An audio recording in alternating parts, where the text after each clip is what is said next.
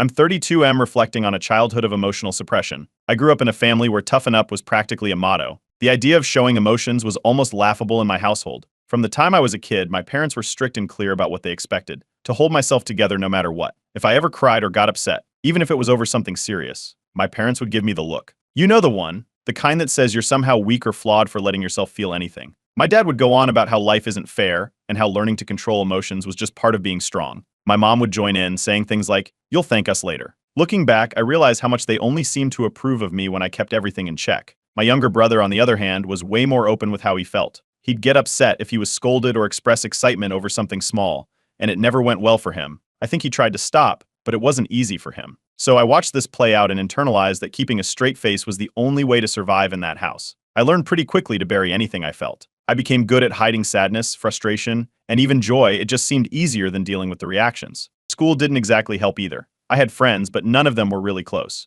I found it hard to be open, so friendships stayed pretty surface level. I mean, how do you talk about anything real when you've been trained to keep things bottled up? People could tell I was reserved, and I could feel this invisible wall between me and everyone else. I just couldn't bring myself to show any real vulnerability. So friendships never got past the basics. At home, things were intense. My parents had these sky-high expectations, top grades, sports achievements, perfect behavior. They never said it outright, but it was like I was never enough. Whatever I did, they always pointed out something that could have been better. Family gatherings were just as rigid. My parents were all about maintaining appearances. Everything was supposed to look polished and perfect, even if that meant pretending we were closer than we actually were. I can't recall a single genuine moment of warmth or connection during those gatherings. It was all just an act. During my teen years, I had a few moments when I thought maybe I could push back a little, show some emotion, or express a different view. Those attempts always backfired spectacularly. My parents reacted like I'd broken some unspoken law. They'd shut me down so fast it was like a slap to the face. After a while, I just gave up on trying. It was easier to play along and pretend everything was fine.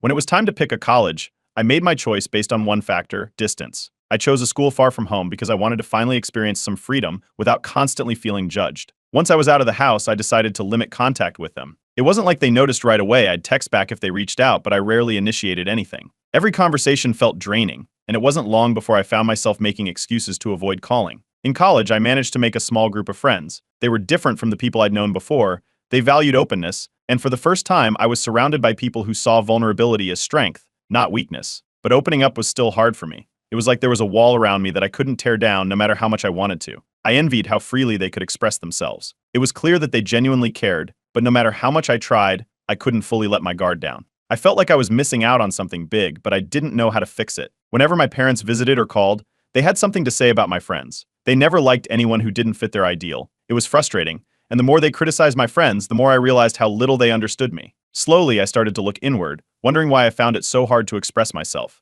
I began reading about emotional health and started seeing things differently, understanding that maybe this toughness wasn't as healthy as my parents had made it seem. Recently, my parents began asking why I seemed so distant. They'd make comments about the lack of family warmth, as if that was suddenly my fault. I could tell they didn't understand, but a part of me wanted to explain it to them. I thought about telling them how years of suppressing my emotions had affected me, but I felt this tight knot in my stomach whenever I considered it. I knew they'd take it as an attack on their parenting, not as an attempt to bridge the gap between us. Yet, part of me wondered if they even knew how much I'd changed, how I wasn't the quiet kid they remembered. It felt risky to even think about sharing my perspective with them. But at the same time, I was tired of the distance, of the unresolved issues lurking in every conversation. I wanted to be understood, but I wasn't sure if they'd ever see things from my side. Now, as I stand on the edge of possibly opening up to them, I feel a strange mix of dread and determination. It's like looking into a void where I don't know what will happen next. Part of me hopes they'll listen, that they'll understand, but another part wonders if this will just be another exercise in frustration. Either way, I think it's time to try. Update 1. When I decided to go home and finally try to explain the distance between us, I didn't know what to expect. I hadn't planned every word, but I wanted to be clear. They needed to understand why I'd been pulling back. So I set a date to visit, let them know I'd be staying for dinner, and drove over after work, trying to keep my nerves in check. As soon as I walked in, I felt the familiar atmosphere. My mother was in the kitchen finishing up the meal, while my father sat in the living room, eyes fixed on his phone. They greeted me warmly, though it felt almost rehearsed. My mom immediately started making casual comments about my serious look, a jab I'd heard 1,000 times. I just smiled, trying not to take the bait. My father, predictably, stayed silent, nodding at me before going back to whatever he was reading. Dinner started off with the usual small talk, how work was going, if I'd thought about buying a house yet, the grown-up checklist they were always ticking off. Then came the comments about how reserved I still seemed, especially compared to my younger brother, who'd grown out of that phase years ago. I let it go, choosing my words carefully, trying to keep the conversation light while figuring out how to steer it to where I needed it to go. Finally, I saw an opening. They'd just started on another round of updates about my cousins and their families when I cut in, mentioning that I'd been thinking a lot about the way we interact as a family. That got them quiet, but my mom gave me a curious look, so I pressed on, hinting at how I felt like there was always pressure to hold back emotions growing up.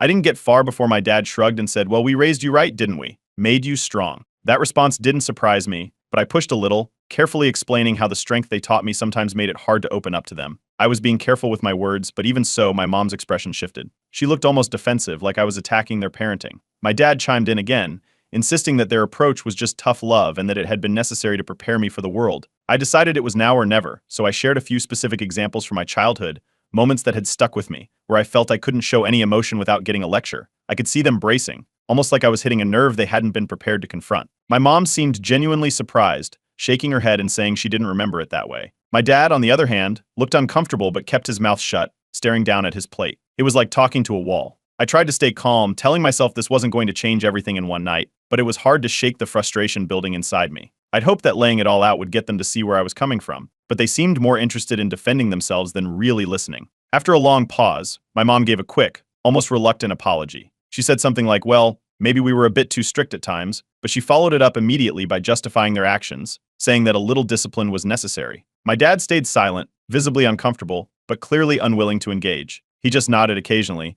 looking like he wanted the conversation to end. The disappointment hit me hard. This was the first time I'd tried to really open up to them, to give them a glimpse of how their choices affected me, but instead of listening, they seemed to be defending every decision they'd made. I couldn't shake the feeling that they weren't seeing me as I was now, only as the quiet kid they remembered from years ago. I left that night feeling even more distant from them, if that was possible. On the drive back, I wondered if I'd made a mistake by bringing it up at all. Maybe they were never going to understand, or maybe they just didn't want to. Still, I couldn't ignore the weight of everything I'd been carrying, so I reached out to one of my closest friends as soon as I got home. She'd been through a similar journey with her own family and knew exactly where I was coming from. Talking to her helped me feel less alone. She listened without interrupting, validating what I'd felt, and by the end of the call, I felt a little lighter. She gently suggested that I consider therapy, not because she thought I was broken, but because sometimes it takes someone on the outside to help make sense of things. I'd thought about therapy before, but had always shrugged it off, thinking I could handle things on my own. But this conversation with my parents had shown me how deeply everything was buried, and I knew I needed support. By the next day, I'd already found a therapist who specialized in family dynamics and childhood emotional health. It felt like a big step, but after years of holding everything in, it was time to finally start unpacking it all. I wasn't expecting miracles,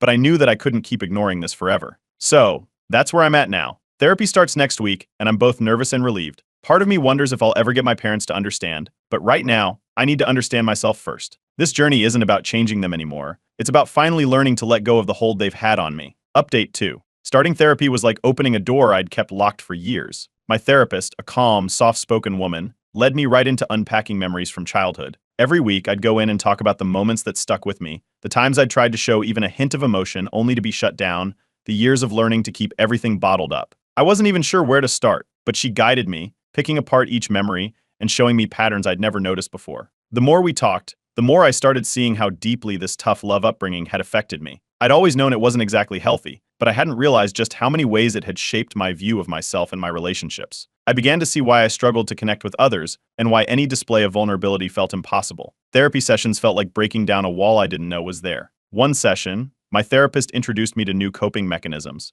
Instead of pushing down every uncomfortable feeling, she taught me how to sit with my emotions, to acknowledge them. It sounded strange at first, almost too simple, but I gave it a shot. She encouraged me to start journaling, to write down whatever came to mind without censoring myself. Over time, I found myself feeling more connected to my own needs and feelings, something I'd spent years ignoring. Around this time, my parents started calling me more often, pressing for more visits. They hadn't realized I was going through therapy or that I was even trying to process any of this. Each call seemed to have some subtle guilt trip worked in, a reminder that I wasn't doing enough for the family. I kept the conversation short, but after a while, the pressure was draining. My therapist suggested that I start setting boundaries to protect my progress in mental health. The idea of boundaries was new to me. I'd never thought I was allowed to set limits with my parents, but I trusted her. So, I decided to limit our interactions. I told my parents I was busy with work and couldn't visit as often. I started skipping calls now and then, letting them go to voicemail. They didn't take it well. They called more frequently, leaving messages about how I was abandoning the family. My mom even left a long message one night, saying that she and my dad had sacrificed so much for me, and it was time I showed them more respect. It was hard not to cave.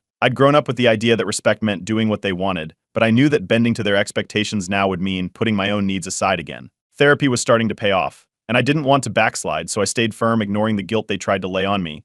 Each time I held my ground, I felt a small surge of confidence, a reminder that I was doing this for my own well-being. Over the next few weeks, therapy continued to feel empowering. I noticed subtle changes in myself. I could actually express how I felt without fearing judgment, at least in therapy. The more I practiced, the easier it became to carry this new awareness into other parts of my life. I was building self-esteem bit by bit, and with that came a sense of control I'd never felt before. One evening, my younger brother reached out to me. He had noticed my distance from the family and admitted he'd been feeling similar pressure. He wasn't ready to confront our parents, but he was relieved to know he wasn't the only one struggling with the expectations. It was the first time we'd spoken about these things openly, and it created a new bond between us. We ended up talking for hours, trading stories and realizing how much we'd both been carrying alone. He even encouraged me to keep pushing forward, telling me he admired the boundaries I was setting. Bolstered by his support, I decided to try bringing up my emotional struggles with my parents again, hoping that maybe they'd be more open this time. I kept it simple, explaining that I needed space to work on myself, and that their constant calls and demands weren't helping. I could feel their resistance on the other end of the line.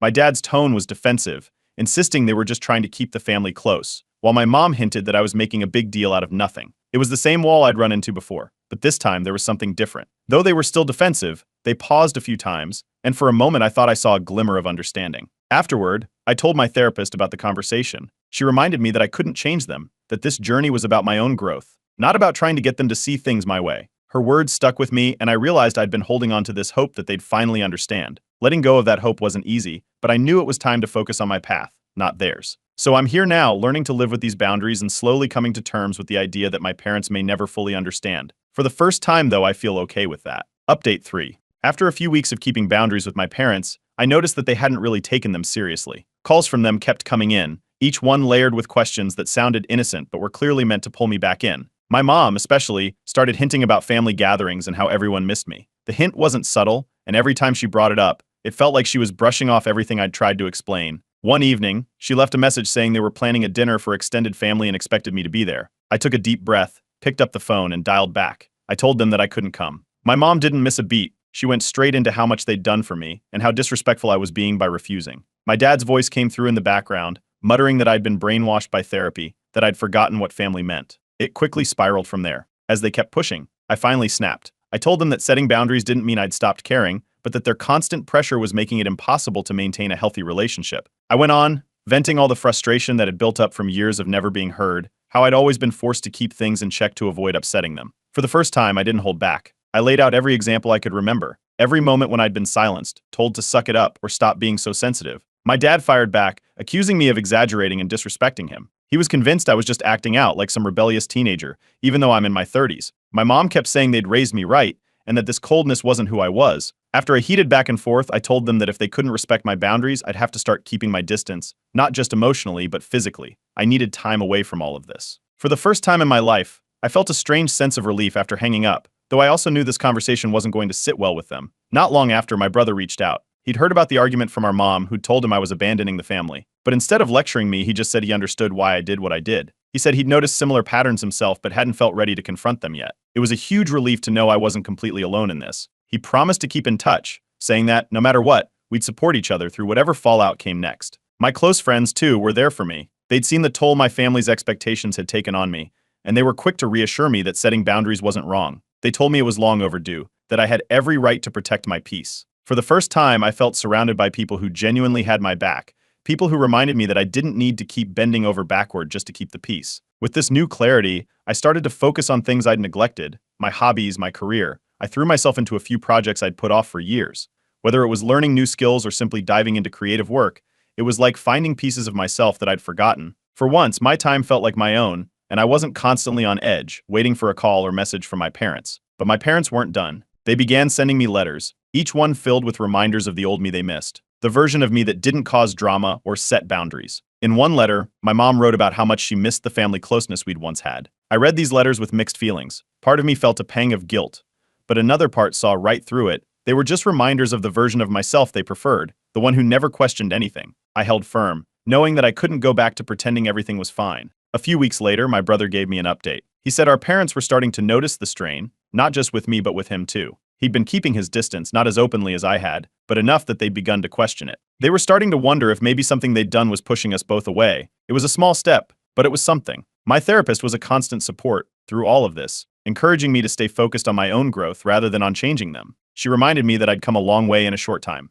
and that this progress was worth protecting. Each session left me feeling a little stronger, a little more in control of my life. Soon after, an invitation arrived for a family event. Just seeing the invitation brought up the usual anxiety. How would they act around me? What would they say about my choices? I weighed it all carefully, and in the end, I made the decision to skip it. I sent a polite message explaining that I couldn't attend. I braced myself for the backlash, but strangely none came. There was only silence from my parents, and that silence, though unsettling, felt like a boundary they were finally respecting, even if unintentionally. For the first time, I felt genuinely free. I wasn't bound by their expectations or by the fear of disappointing them. This journey wasn't easy, but standing up for myself, even at the risk of conflict, felt like the only way forward. I wasn't sure what the future held for my relationship with my parents, but I knew that whatever happened, I'd built a foundation of self-respect I could stand on. Update 4. After skipping the family event, the reactions came quickly. My phone buzzed with messages from relatives, some just asking if everything was all right, others hinting that they were disappointed I wasn't there. The most pointed responses came from my parents. They made it clear that they were upset, sending a message that said they were ashamed of how selfish and ungrateful I'd become.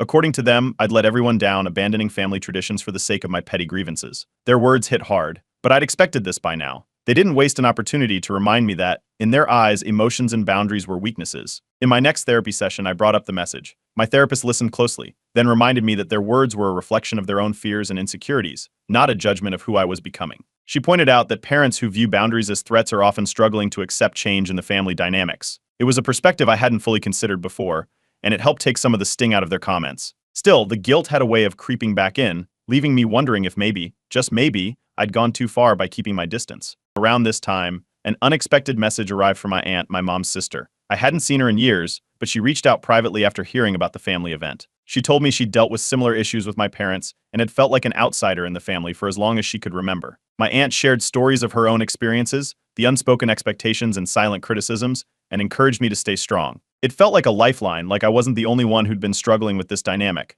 Her message reminded me that setting boundaries wasn't wrong. It was just uncomfortable for people who'd never been allowed to do the same. Around this time, my brother and I talked again, and he admitted he was feeling just as trapped as I had been. He described the weight of our parents' expectations, their constant surveillance over his choices, and how hard it was to stand up to them. He told me he admired the steps I'd taken but wasn't sure he could follow suit. For once, though, we weren't just two people in the same family, we were two people on the same side, finding our way through the same mess. That conversation gave me a renewed sense of purpose. If my choices could give him even a hint of courage, they were worth every awkward moment. After some thought, I decided to try a different approach with my parents. I sat down and carefully drafted an email, outlining clear boundaries. I kept it respectful but firm, explaining what I could and couldn't accept in our relationship moving forward. I emphasized that these boundaries weren't about rejecting them, but about creating a healthier connection. It took me a few hours to get the words right, but I wanted to make sure there was no room for misinterpretation. Their response was almost immediate. They dismissed my boundaries outright, calling them immature and insisting that family should come before feelings. According to them, I was acting like a rebellious teenager, making things difficult for everyone over nothing. For the first time, though, their response didn't leave me feeling crushed. Therapy and my support network had given me enough strength to separate my self-worth from their approval. I could finally see their reaction for what it was, an attempt to keep me in the role they'd cast for me long ago.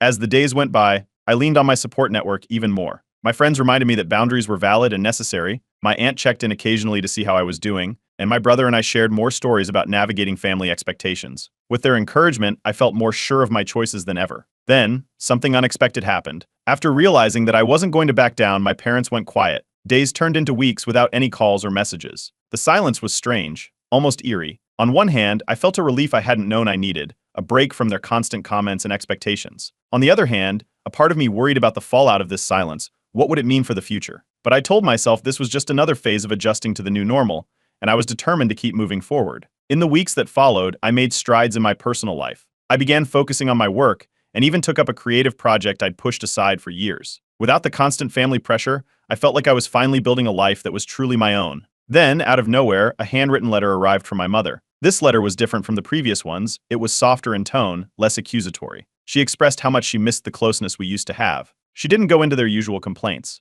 but it was clear she still didn't fully understand the need for boundaries. There was no acknowledgement of any past mistakes or even a hint that she'd considered the impact of their behavior. Reading the letter left me with mixed emotions. On one hand, I appreciated the softer tone and the fact that she'd reached out without the usual accusations. On the other hand, it was frustrating that she still didn't recognize the harm their approach had caused or the importance of the boundaries I'd set. I could see that this journey wasn't going to have a quick fix. But I wasn't looking for validation anymore. I just wanted to continue building a life where I was free to be myself. This new normal wasn't perfect, but it was real. And for the first time, I felt ready to embrace it no matter where it led. Update 5. After spending a few days mulling over my mother's letter, I decided it was time to respond. I knew this was an opportunity to clarify my boundaries once and for all, but I wanted to do it in a way that could open the door to some understanding. So I sat down and spent hours drafting my reply, carefully choosing each word. I explained that I, too, wanted a close relationship with them, but that it had to be built on mutual respect and understanding. I didn't want to criticize or blame, just to let them see where I was coming from. In the letter, I emphasized how much I valued family but explained that I needed these boundaries to feel safe and respected. I laid it out simply: boundaries weren't about rejecting them, they were about protecting my own well-being. This wasn't about punishment or distance for the sake of distance. It was about finally having a healthy relationship where we could meet as adults, not as the child who needs to be molded. Almost as soon as they received the letter, my phone rang. My mom's voice was softer than I'd heard in a long time. She sounded emotional but not angry, more like she was confused and hurt. She asked why I'd felt the need for all of this, why things had to change so much. It turned into a long, emotional call, one I hadn't expected. I took the time to walk her through everything: specific moments from my childhood, times I'd felt silenced, punished for being vulnerable, the lasting impact it all had. I didn't sugarcoat anything, and I didn't hold back. I wanted her to see the bigger picture. For the first time, I felt like she was really listening. She stayed quiet for long stretches, just absorbing everything I was saying. After a while, there was a pause, and she admitted that she hadn't realized how much it had affected me. She said she thought she was doing the right thing by teaching me to be tough and resilient, but now, seeing the results, she wasn't so sure. I could sense the shift. It wasn't an epiphany, but it was a step toward understanding. At some point, my dad joined the call. He didn't sound as open as my mom. In fact, he sounded irritated, questioning why we were rehashing old stuff. He couldn't understand why I was making such a big deal out of it,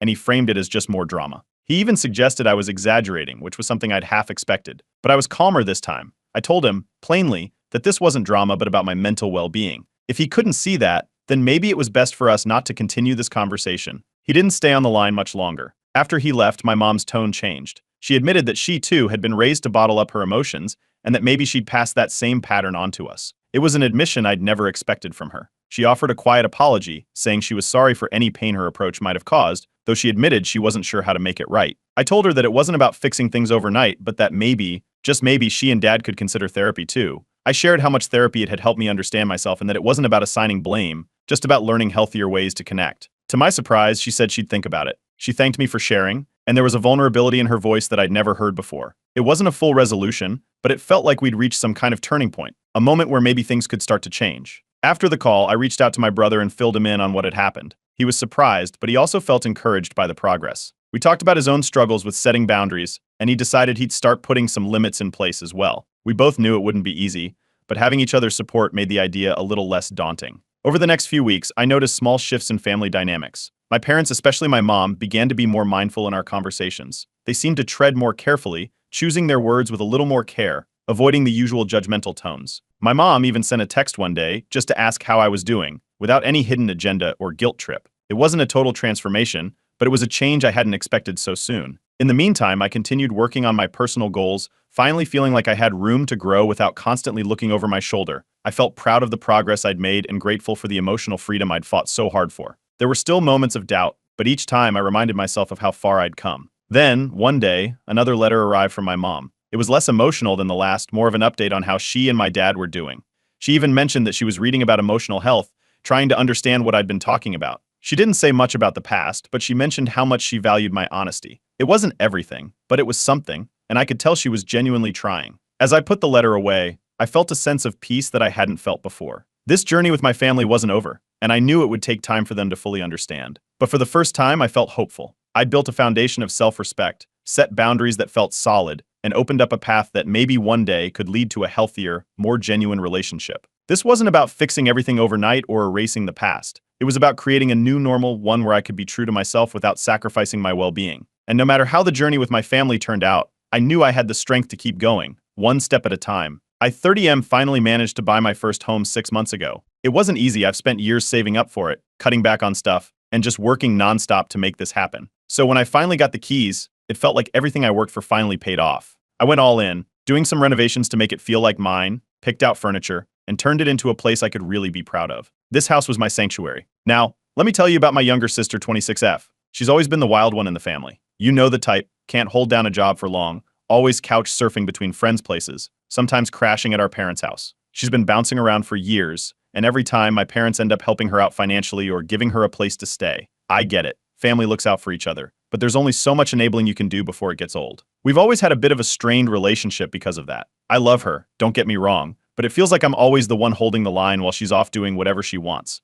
Over the years, I've set boundaries and she's ignored them more times than I can count. But this time, with the house, I made it clear, no unannounced visits and absolutely no moving in. This was my space, my hard-earned peace. About a month ago, she hit me up after breaking up with her boyfriend. Typical of her, things blew up and she had nowhere to go. She asked if she could stay at my place for a while. I told her no, straightforward and firm, no room for negotiation. I even suggested she could go back to our parents' house, like she's done before. She wasn't happy, got a bit annoyed, but eventually agreed. I thought that was the end of it. Fast forward a bit, I had a work conference coming up in another city. It was a pretty big deal, and I decided to tack on a weekend getaway afterward. 10 days in total, and I made sure everything was set before I left. Locked all the doors, activated the security system, and put away anything important. The last thing I wanted was to come back to any surprises. 2 days into the trip, I get an alert from my security system. Now I'm thinking it's probably a false alarm, maybe the wind or a neighbor's cat or something. But I check the camera feed just to be sure. And guess what I see? My sister walking into my house, casually dragging her luggage behind her like it's no big deal. I was livid. Not only had she moved in without asking, but she used the spare key I had hidden for emergencies.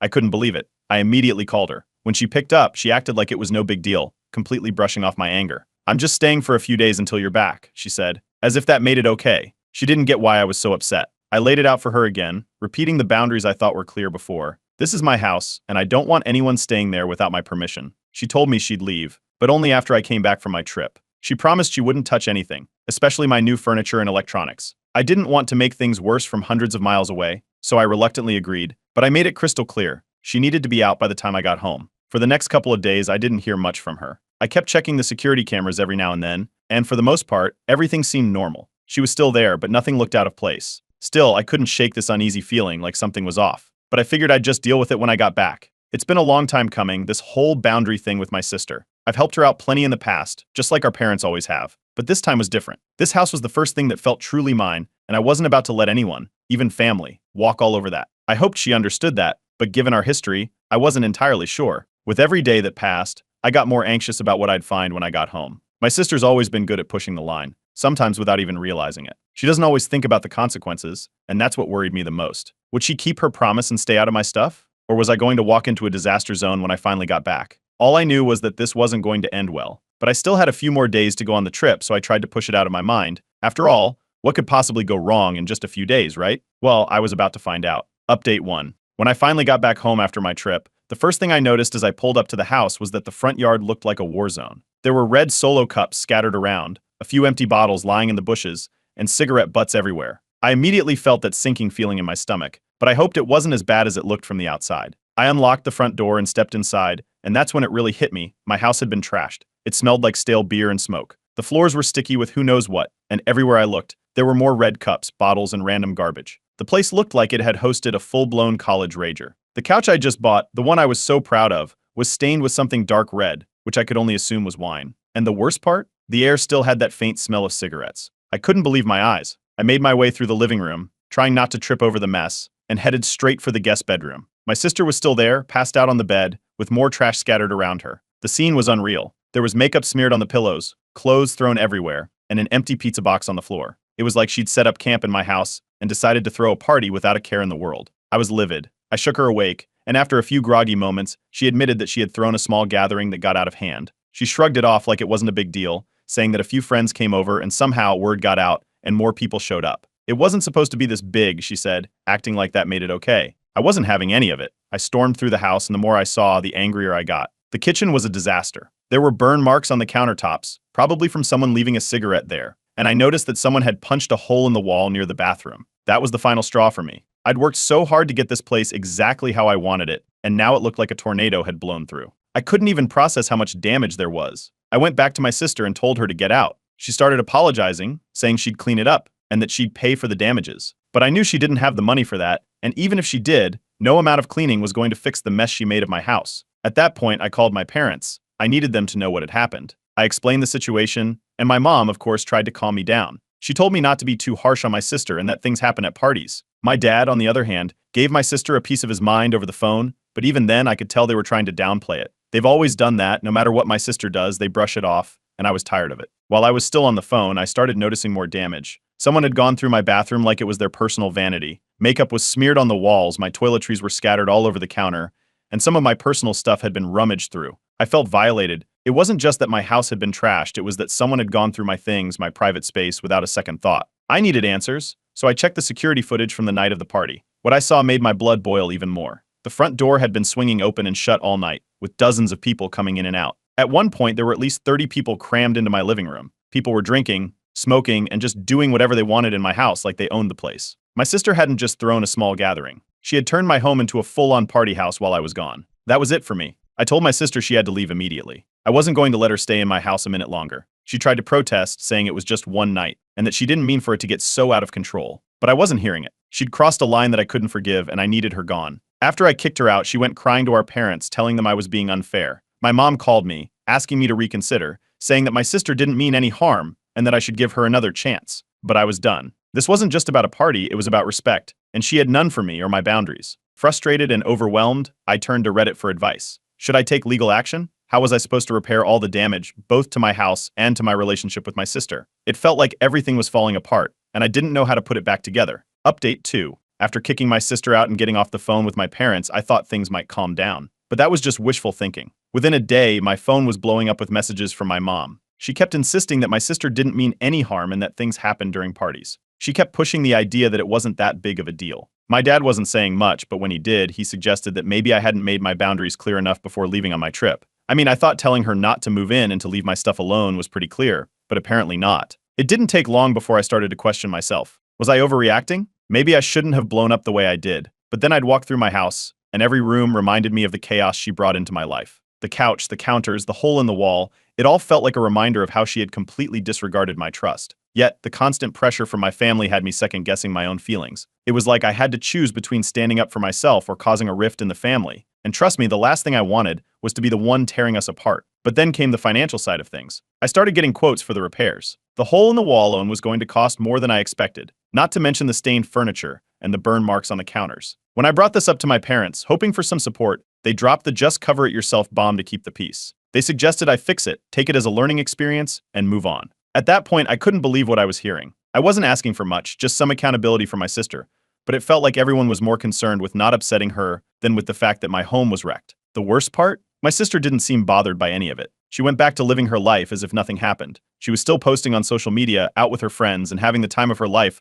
while I was stuck dealing with the aftermath. I couldn't wrap my head around how carefree she was, like the whole party had just been some harmless fun while I was left to clean up her mess. It was like she wasn't even aware of the damage she caused, not just to my house, but to our relationship. Then came the apology, or what I think was supposed to be an apology. My sister sent me a text saying she was sorry if things got a little out of hand, but insisted that I was blowing everything out of proportion. According to her, the hole in the wall was probably already there before, and my furniture wasn't that nice to begin with. At that point, I just couldn't believe how much she was trying to downplay everything. She wasn't taking any responsibility, and it was driving me insane. That's when I decided to update my Reddit post. I needed to vent, and I figured the people who responded to my initial story might have some advice. To my surprise, the post blew up way more than I expected. Suddenly, thousands of people were commenting, many of them telling me I was in the right to stand my ground.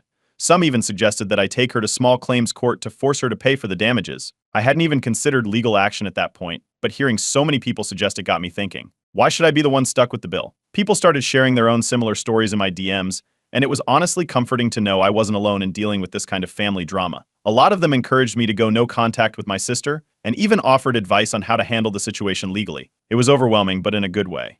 For the first time since this all started, I felt like maybe I wasn't the problem. Of course, things couldn't stay that simple. Word got back to my parents about the Reddit post, and let's just say they weren't happy. My mom called me, furious that I had aired family drama online.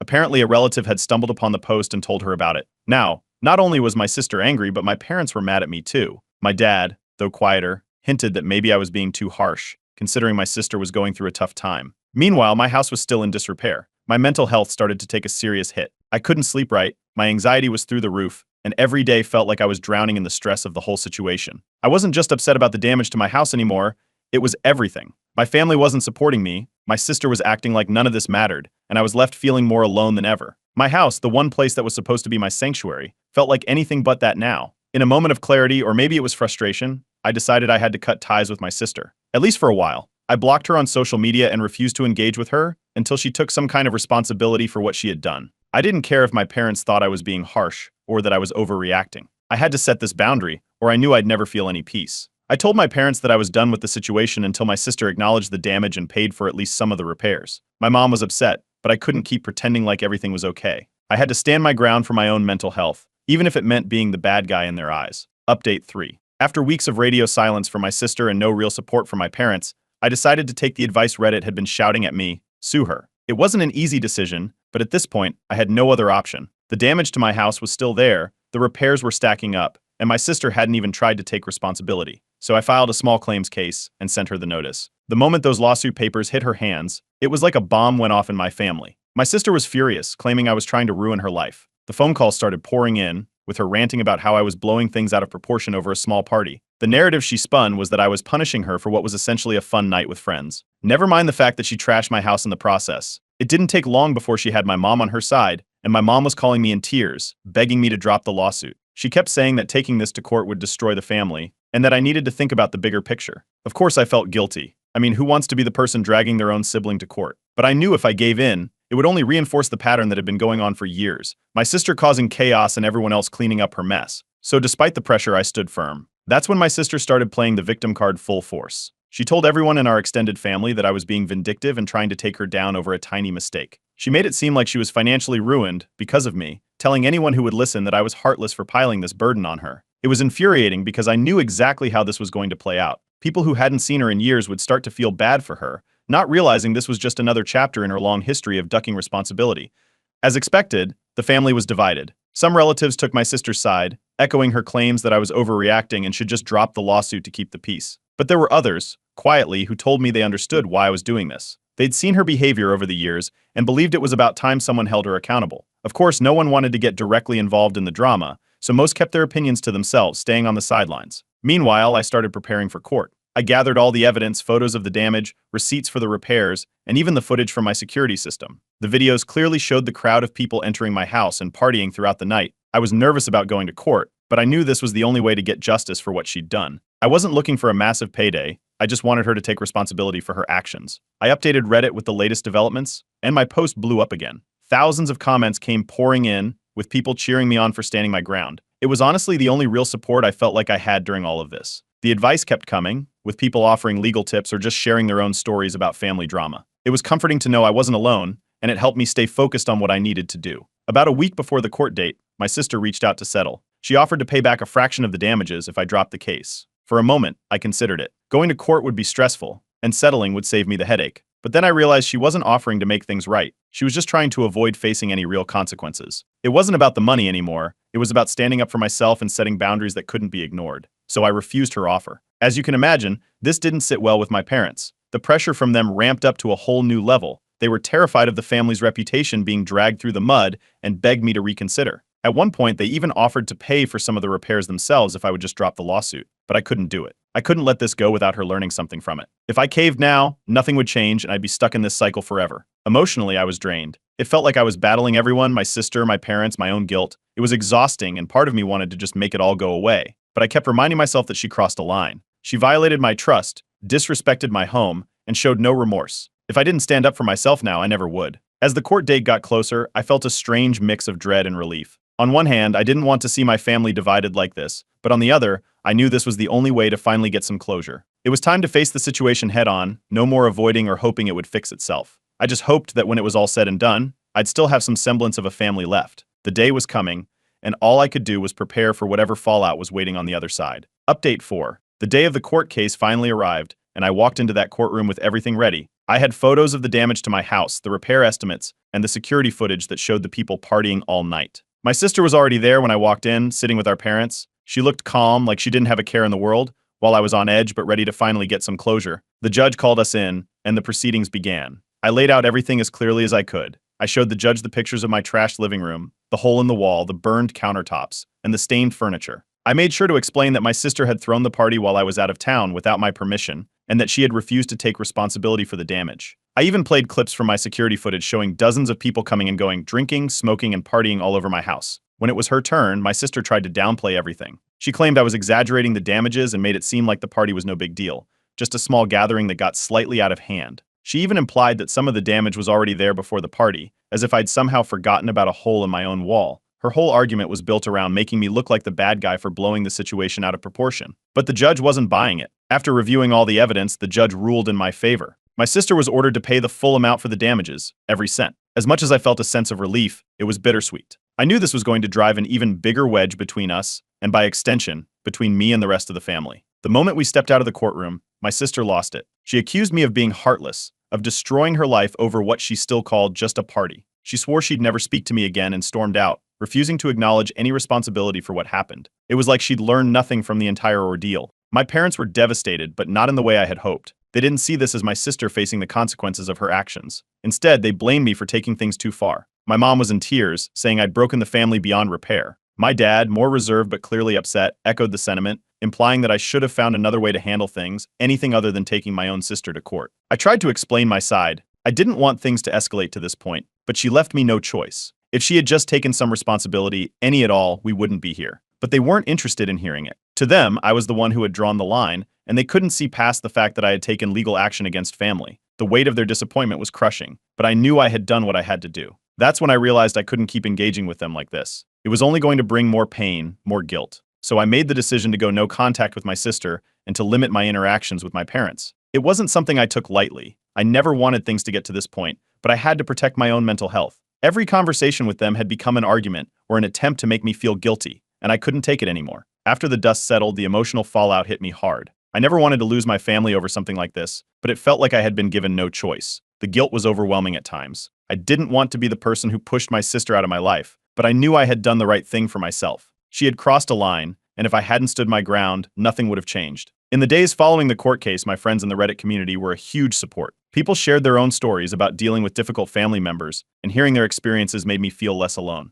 Knowing that others had faced similar struggles and had come out the other side helped me start to heal. It wasn't just about the damage to my house anymore, it was about learning to stand up for myself even when it hurt. With the court case behind me, I turned my focus back to my house. Slowly, I began the process of repairing the damage. The hole in the wall was patched up, the furniture was replaced, and the burn marks on the counters were scrubbed clean. Little by little, my home started to feel like mine again. It was a painful process, but with every repair, I felt a small piece of myself coming back. While the cost of all this was high, both financially and emotionally, I found some comfort in knowing that I was finally getting back to normal. My house was no longer a reminder of what my sister had done, but of what I had built, piece by piece. It wasn't just about fixing the physical damage, it was about reclaiming my space, my sanctuary. As for my family, I've kept my distance. It's been hard, but I know it's what I need to do for now. I'm open to reconnecting with them in the future, but only if they can respect my boundaries. Until then, I'm focusing on myself, my home, and moving forward, one step at a time. Update 5. It's been a year since the court case, and things have settled in ways I didn't expect. Looking back, I'm still estranged from my sister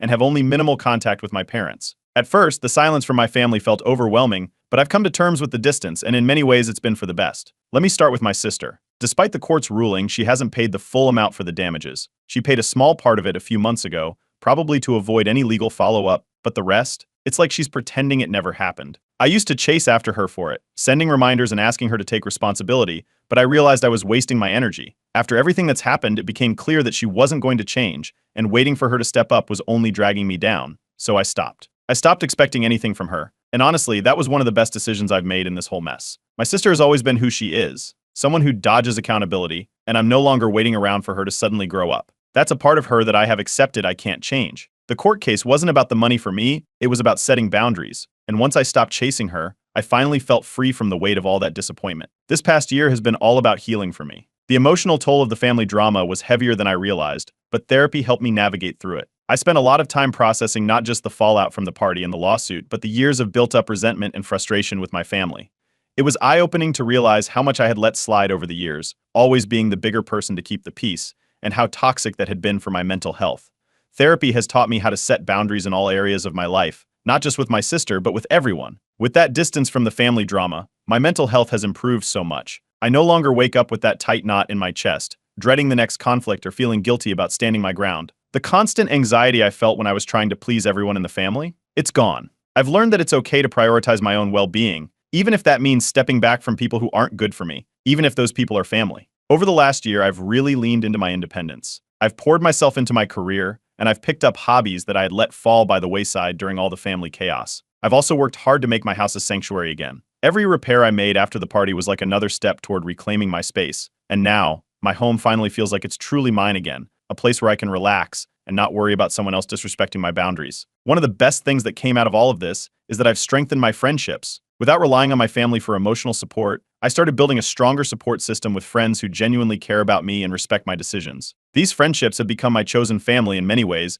and they've been a huge part of my healing process. I don't feel as alone anymore, and I know I have people in my corner who've seen me through this tough time. Looking back, I have no regrets about how I handled everything. It wasn't easy, and there were moments when I questioned if I was doing the right thing, but now, with some distance, I see that standing up for myself was necessary. Suing my sister, going no contact, it was painful, yes, but it was also freeing. I'm no longer living under the shadow of her irresponsibility or my parents' enabling behavior. I'm living life on my own terms now, and that's something I'm proud of. As for my family, I've kept the door open for reconciliation, but only on my terms. If my parents or my sister ever want to reach out, it'll have to be with respect for the boundaries I've set. I'm not going to let things go back to the way they were, where I was expected to be the one to always compromise. They'll need to acknowledge the hurt they caused and show that they've changed before I consider rebuilding those relationships. Until then, I'm at peace with where things stand. Wrapping this all up, I just want to thank the Reddit community. The support I've received from strangers online has been incredible. You guys helped me find the strength to stand up for myself when I felt like I was drowning in family drama. Your advice and encouragement pushed me to see that it's okay to put myself first, even when it feels like the world is telling me not to. I hope my story helps someone else out there who might be going through something similar. Sometimes, standing up for yourself means walking away from people who can't respect you, even if they're family. And that's okay. This journey hasn't been easy, but it's been worth it. I'm in a better place now, mentally, emotionally, and even